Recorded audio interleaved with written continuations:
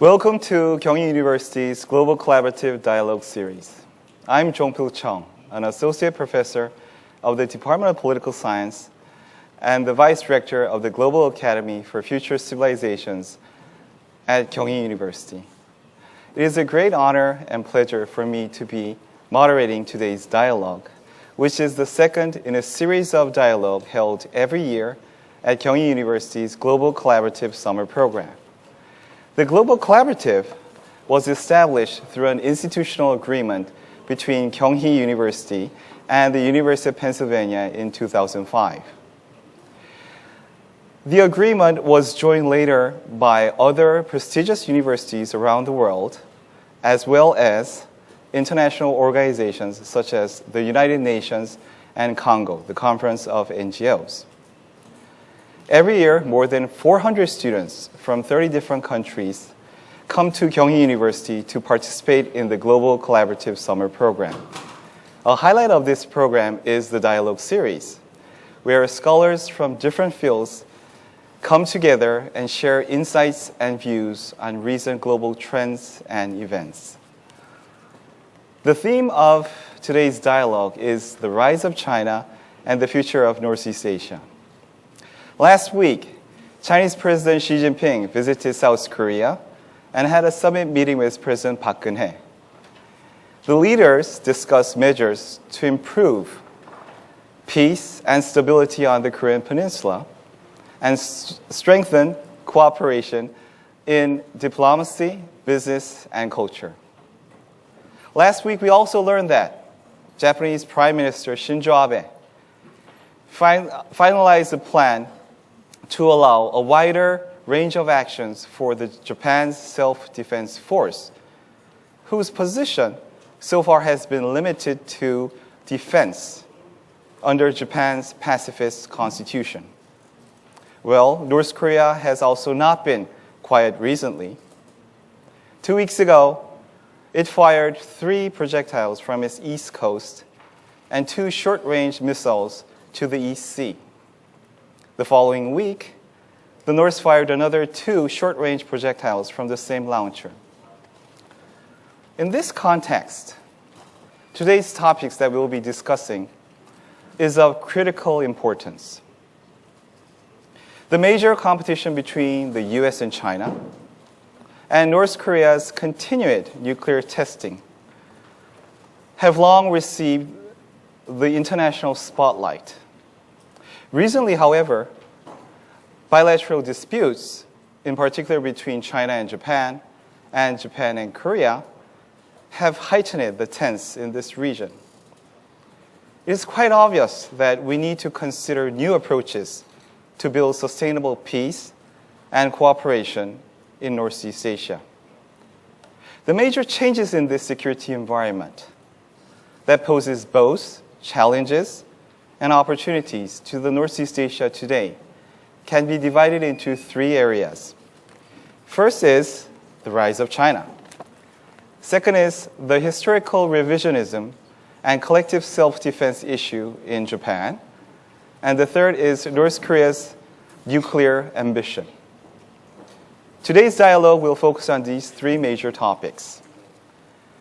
In the past, we usually invited experts in either political science or international relations to help us better understand current world events. However, today's dialogue, we invited 3 distinguished scholars who do work in history, sociology, and political science, respectively. I'm quite sure that these scholars will provide us with better and diverse insights on the topic that we will discuss today. Now, before we start our dialogue, let me briefly introduce our distinguished and prestigious scholars who are currently teaching a course at the Global Collaborative Summer Program at Kyung University. First, we have Michael Puett. Professor Puett is the Walter C. Klein Professor of Chinese History in the Department of East Asian Languages and Civilizations, and the chair of the Committee on the Study of Religion at Harvard University. His interests focus on the relationships between anthropology, history, religion, and philosophy. He has published numerous articles and books that are highly regarded in the academic community. Welcome to our dialogue, Professor Puet. Thank you so much. Thank you. On the left of Professor Puet, we have Professor John Lee. Professor Lee is the C.K. Cho Professor of Sociology at the University of California, Berkeley, where he previously served as the Dean of International and Area Studies. His interests focus on social theory and political economy. His most recent books are Modern Peoplehood, subtitle on race, racism, nationalism, ethnicity, and identity. And the other recent book is K-pop, popular music, cultural amnesia, and economic innovation in South Korea. Professor Lee, thank you very much for joining our dialogue today.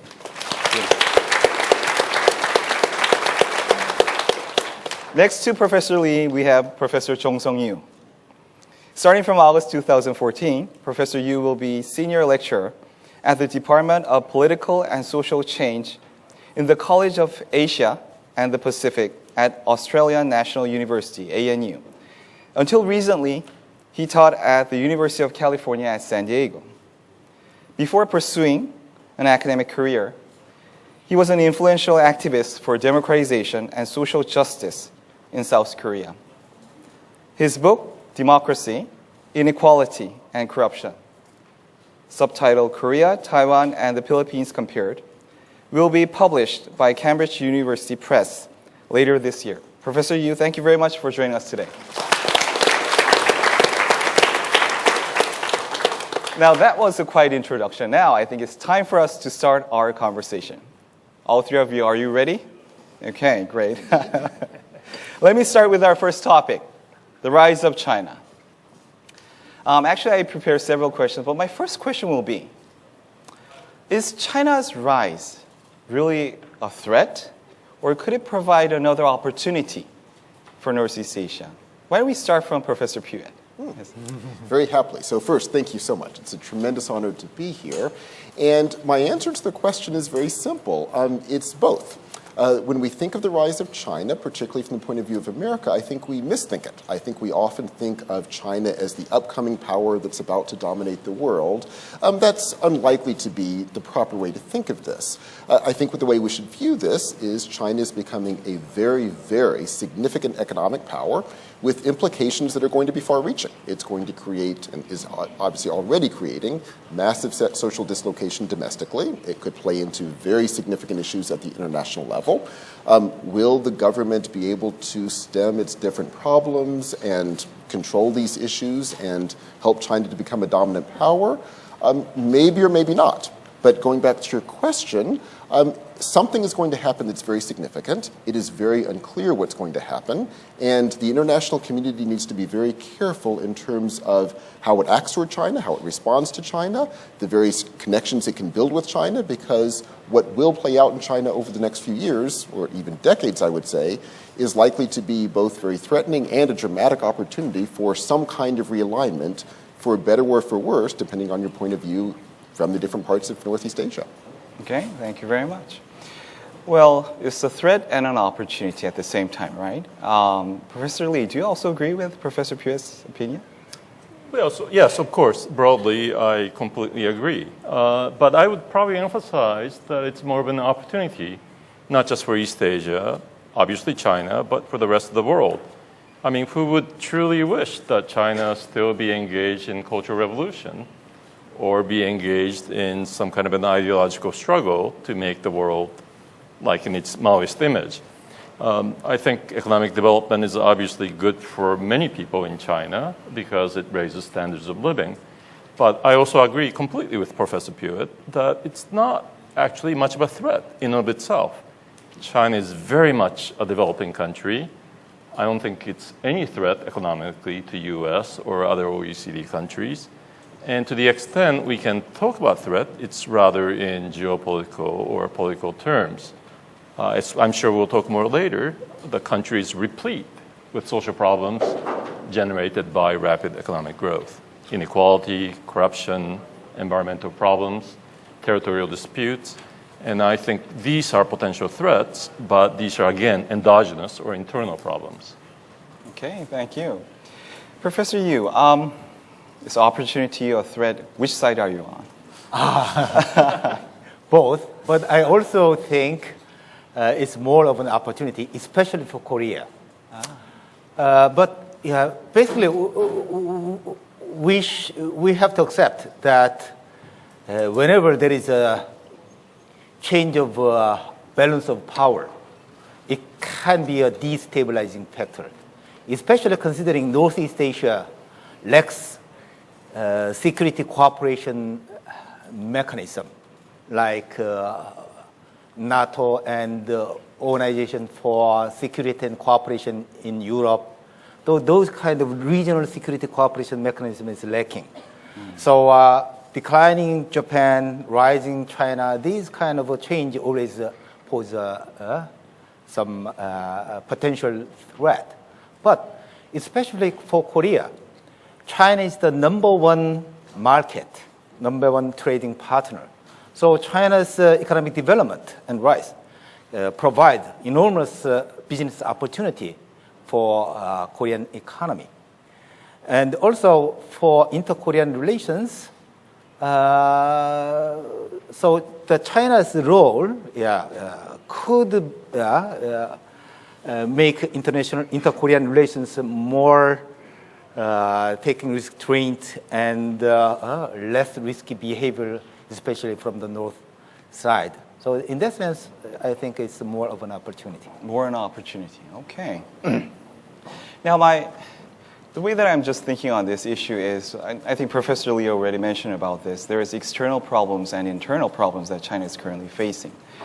Well, I think lots of the news medias are dealing with the external kind of problems. Well, not exactly external problems, but external kind of expansion that actually cause like territorial kind of disputes and all these things. But on this dialogue, I really want to bring a new kind of view at here. What about the internal problems that China is currently facing? Well, based on Professor Susan Shirk on her book, Fragile Superpower, she was saying that the internal politics can derail the China's peacefully rising. So it's more like to in or to out. What kind of problems can you see, Professor Pyoet, in China? Like, or what kind of influence does the domestic politics have on the foreign policy? It's a great question, and I think perfectly posed. Yes, in terms of things like territorial disputes, which, as you said, are part of the big concern in worldwide journalism, I think those are largely a product of domestic problems. I mean, you're getting tremendous social dislocation going on in China, precisely as Professor Lee mentioned, because of the tremendous economic growth. And one of the many things that's going on in China, and we've seen this play out many times in history with the rising power, is you can easily and very effectively play to nationalist concerns as a way to try to stem these social dislocations. So I do indeed think a lot of what we think of as the sort of dangerous elements of what's going on in Chinese foreign policy is largely response to its domestic concerns. And that means one of the things we need to be concerned about is not, again, to refer to the standard American view, of China is this dominant world power and how do we block it. The question is rather, how do we respond to the tremendous social dislocations going on domestically, which are part and parcel of a global economy that all of us are playing a role in ways that will actually encourage a more peaceful growth as opposed to what could be a very, very dangerous growth if this is allowed to continue. Okay, thank you very much. Professor Lee, if China is facing these kind of internal problems, do we really have to pay that much attention on the rise of China, since they cannot even solve their own domestic problems if it is very serious right now? Yes, in a way. As Professor Pyoet mentioned, there is a sense in which much of what appears to be Chinese imperial or external ambition actually is fueled by domestic national concerns. I mean, China is racked by problems of inequality. There were probably over 10,000 social riots last year alone. There are many people who are very unhappy with China. They're emigrating abroad. There are problems, endemic problems with corruption. And how do you solve them? Well, of course, like Xi Jinping, you could try to stunt corruption within the party, but a more effective way is precisely to displace internal conflicts, contradictions, onto external arena. So much of what China's seems to be doing rattle sabering is actually a way to pacify and motivate domestic subjects to actually comply with the party. The other problem I would mention is that China is actually a fragile power in another sense, that there are many ethnic minority groups in peripheral areas which want to secede or potentially engage in some form of irredentism. And China is very wary of losing its territorial integrity. So again, this poses added emphasis on China's part to seek nationalist solutions. And potentially this could be a problem because potentially small disputes over small islands in Southeast Asia or East Asia could blow up by accident, if nothing else, a bit like World War I in Europe. Okay, thank you. Professor Yu, especially on the internal kind of problems that China is facing, do you think that it will have any kind of effect onto South Korea, like connecting that to the Korea foreign policy or the foreign relationship that these two countries have?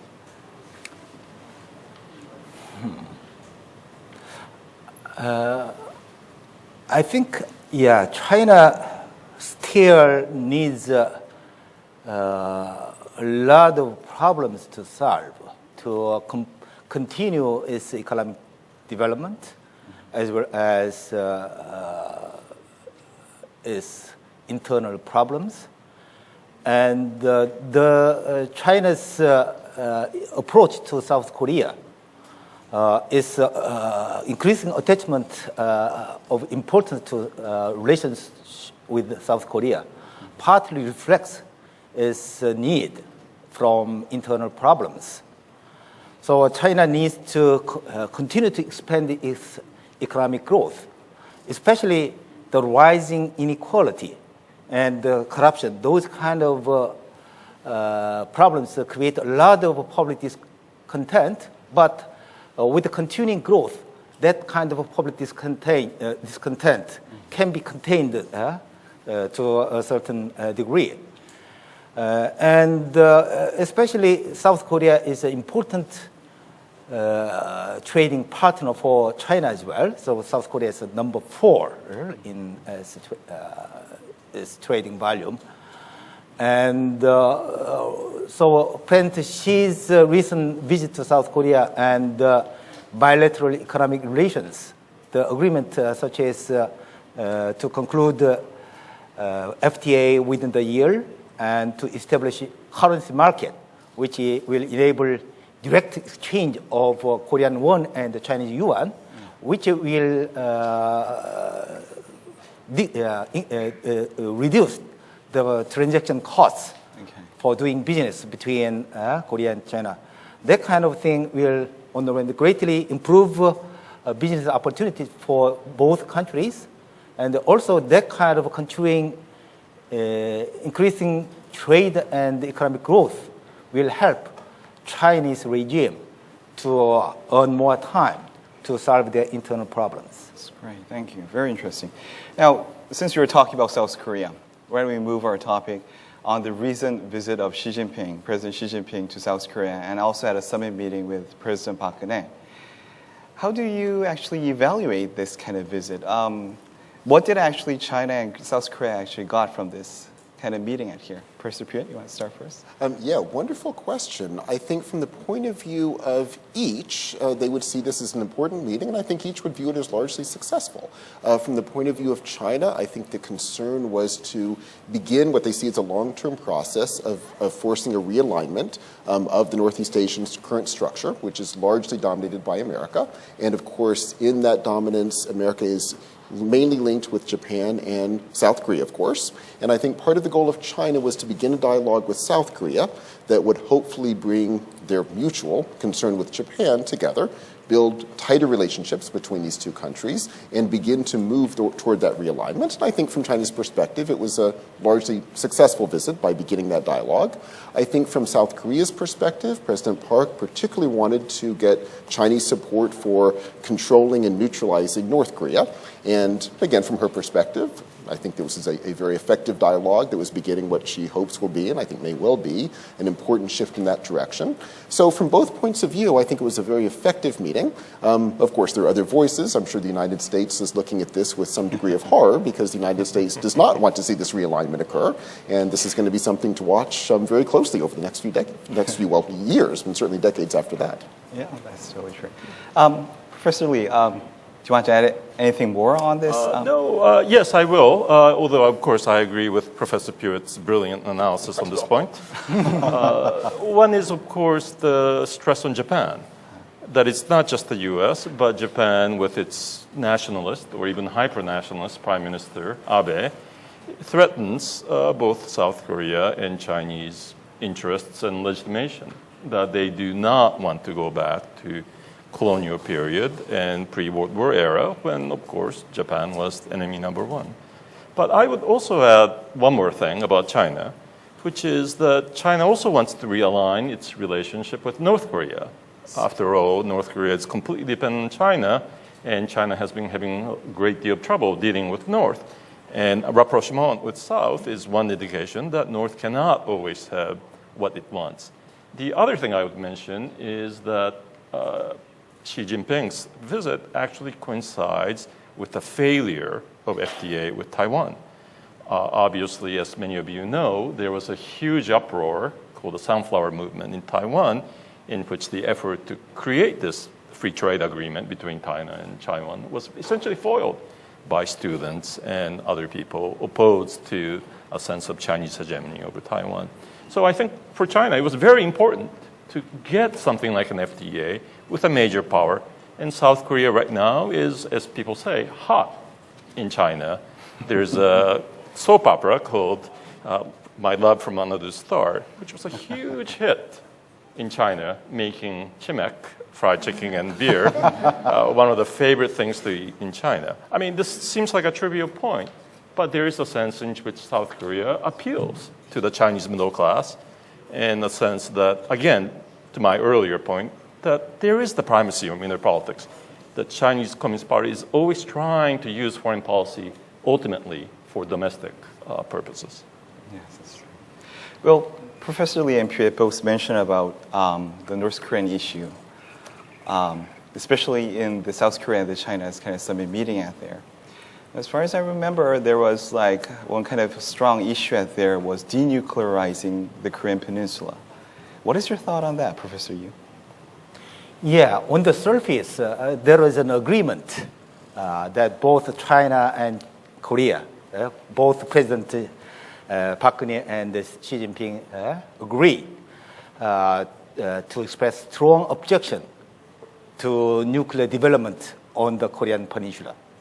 But the problem is, actually, President Park wanted the term denuclearization of North Korea, while President Xi insisted continuing to use the term denuclearization of Korean Peninsula.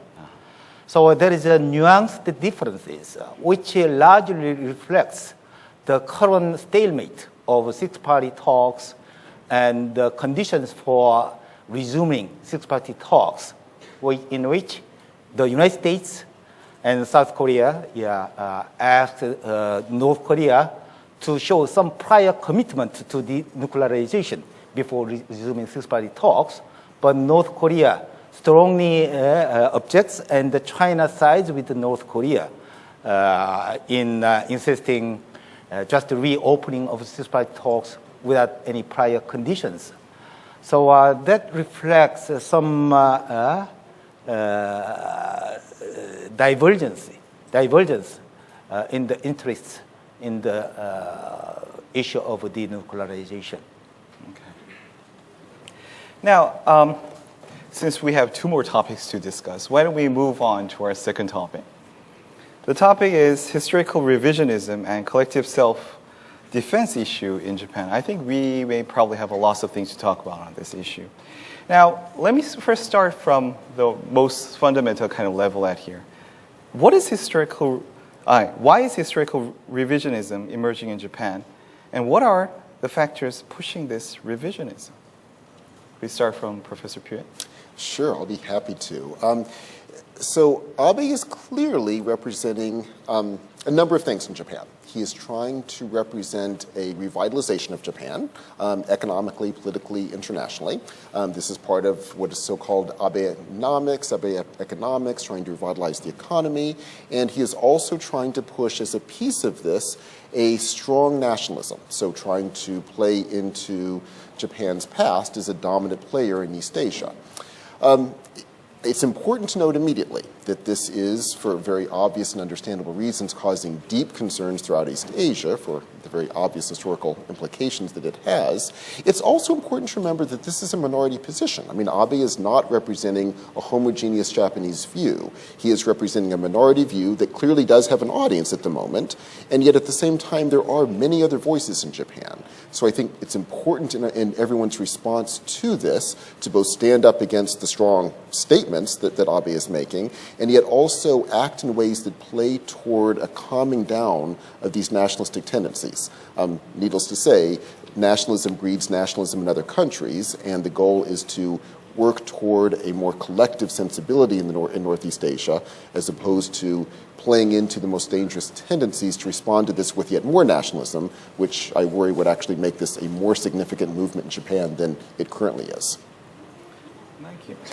Professor Lee, well, in that case, if Abe, Prime Minister Abe, cannot get a kind of a huge support from the people out there, could he really pass this, like the reinterpretation of the Constitution? Especially I'm talking about the collective self-defense or the Japan self-defense force kind of issues out here. I think reinterpretation is perfectly possible, mainly because his party has the majority in the Diet right now. But he wanted to do this precisely because he could not change the Constitution. That is to say, rescind Article 9, the peace clause that Japan will forever remain pacifist. And he did try. And I should mention that Abe, as some of you know, comes from an extremely right-wing political family. His grandfather was a prime minister in the late 50s, Kishi Nobusuke, who tried at the time to bring back the military in Japan, but of course failed miserably because Japanese people really opposed it. And I should also mention that Kishi himself belonged to the pre-war world. He himself was a Class A war criminal, in many ways should not have been rehabilitated. In Germany, someone like him would never have entered politics. So I do want to emphasize Professor Hewitt's very good point that it is a very much a minority position, and that we should not mistake Abe, Kishi, and their ilk as the majority opinion in Japan. Japan remains fundamentally, of course this could change, but fundamentally a pacifist country. Professor Yu, since we had an overall kind of review and analysis on the historical revisionism, now, what are the factors that are actually pushing this revisionism? Could you just add a little bit more explanation on that? What are the factors that are actually pushing it? I don't know completely, but I suspect a large part of the factors that promote this historical revisionism comes not from Japanese strength, but its weakness. So the economic stagnation for the last 2 centuries. Actually, before the 2 decades of economic stagnation of Japan, so everyone in the world talked about rising Japan, not rising China. Now the situation is reversed. Everyone talks about rise of China, and Japan is relatively declining. So that kind of thing hurts national pride of Japanese. So on the one hand, they are desperate in reviving Japanese economy, but also in order to compensate for some lost national pride. That kind of a right-wing maneuver is coming. That's my suspect. Okay. Thank you very much. Now, since we're having this dialogue at South Korea, why don't we link this with South Korea? Now, how does South Korea should respond to this historical revisionism and collective self-defense? I know this is a very tough question, but I really want to listen from all of you. Why don't we start from Professor Pugh? Sure. I mean, I think Professor Pak is certainly doing the right thing to say this is absolutely unacceptable and to demand that these statements by the government in Japan stop. That is clearly the right thing. Also, however, it's important to think long term, as I'm sure she is doing as well, which is to say simply responding to these overt statements, although crucially important, in itself won't solve the problem. I mean, the problem, as was mentioned by Professor Lee and Professor Yu, is much deeper in terms of domestic politics in Japan. There is at the moment, and it's been a leitmotif already in our discussion, I'm sure will continue to be, there's a rise of nationalism throughout East Asia that's very, very dangerous. I mean, obviously the rise of nationalism in China is playing into the rise of nationalism in Japan, and vice versa, and that risks a very dangerous situation. And it's very important, therefore, to try to calm down this situation. And getting back to your question, Korea could play a significant role in this. Korea could play a significant role in trying to play the mediator between the various forces at play in East Asia, trying very much to calm down the strong tendencies toward right-wing nationalism. And if it does that, I think it would weaken that side of Japan. It would mean that figures like Abe would have less of a strong audience to play toward. It would mean that even a goal of having Japan play a more significant leadership role would clearly have a future only if it pulled back from this strong nationalism. And so I think part of the goal of Korea's foreign policy here should be to try to play down the nationalism, build a more collective order that will hopefully calm down in both China and Japan these more right-wing nationalistic tendencies. Okay, thank you. Well, coming down, I think that's one of the most important issues that Korea, Japan, and China all have to focus on. But especially in South Korea, it's not that easy to calm it down, really. Like, especially at the review of the Kono statement, now the South Koreans are really kind of very frustrated and also very angry about this. Professor Lee, how should we respond? Just fight, go out and fight or something? Oh, no. I don't think it's important. I mean, of course it's important to state principles. Obviously, there were many wrongs that Japan did during the colonial period. I don't think there's no point in whitewashing, and I would say that international opinion is squarely behind South Korea. I don't think anyone is on Japanese side on this. However, I, again, completely agree with Professor Pewitt. I'm not really sure I have to go second after him because I just ended up agreeing with him. But nonetheless, I think it's very important that South Korea not engage in reflexive Japan bashing and simply repeat the hurt or, so to speak, remorse about being colonized by Japan. Long time ago, 70 years ago, it ended. After all, Japan in many ways is the greatest admirer of many of the achievements of South Korea. Where is K-pop most popular? Where is South Korean drama most popular? Who sends the most tourists? Again, these are grassroots Japanese opinion, which now more or less instinctively look up to, or at least like, and feel sympathetic to South Korean culture, including Korean food. I believe that Japanese consume more kimchi now than takwan.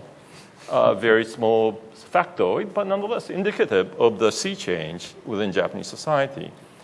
And in this regard, I think it would be a horrible mistake for South Korea to simply side with China, for example, or some other country to isolate Japan, because I believe that in many ways, South Korea-Japan bilateral relationship is very important. It's actually the two countries in the region which understand each other the best.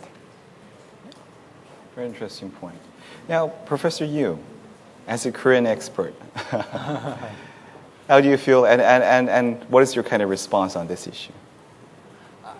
I completely agree with both Professors Viet and Lee. And on the one hand, I think it's important to state firmly that warns about historical revisionism, the far-reaching collective self-defense. But also we need to put some restraint and not to overreact and reacting too emotionally because that will hurt future relations. So Yeah, it's true. If Japanese continue to go rightward, then it's really difficult to build cooperative relations in Northeast Asia, not just with Korea, but with China, and but also there is a need to put some restraint on our side as well. Okay, thank you. Now, since we're talking about the opportunity or trying to build a more constructive kind of relationship with and calming down. Now, since we're talking about this, why don't we talk about the three countries? How could we come together or get together? Or more broadly, how plausible is the dream of East Asian integration? Who would take the leadership role? Is any form of integration possible? Now, why don't we change the kind of the order this time? Why don't we first go with Professor Lee? Oh, did my complaint work? Yeah, it worked. It perfectly worked. Well, I actually believe that South Korea should be the leader in this. Why? Well, Japan, because of its historical memory of colonial aggression, simply does not have legitimacy, not just in Northeast Asia, but also Southeast Asia. Furthermore, Japan itself has become culturally involuted, inward-looking, so that it's very unlikely to play any leadership role regionally or internationally. China has a similar problem. We talked about the rise of China, but it seems to scare everyone, if only because China has 1.4 billion people. And there's also, of course, a persistent distrust of China as a possible leader. So when we think about any possibility of East Asian integration, it's only South Korea. I mean, obviously, no one's going to look to North Korea, except maybe Kim Jong-il. So I think South Korea is the only possible and plausible country. And South Korea is also aided by a very simple fact, which is that it's the most globalized of East Asian societies. It's globalized for many different reasons, but for example, because of its extensive diaspora. There are ethnic Koreans over 1 million in Japan, over 2 million in China. So that alone allows Koreans simply as a mechanism to understand these countries much better than Chinese or Japanese actually understand Korea. So for a number of reasons, South Korea, I think, should play the role of leadership because it's the only country that can. And it's really a pity if South Korea should simply focus on China or continue its anti-Japanese tradition, because that would prevent South Korea from playing the role that would be not good just for South Korea, but also for East Asia and the world at large.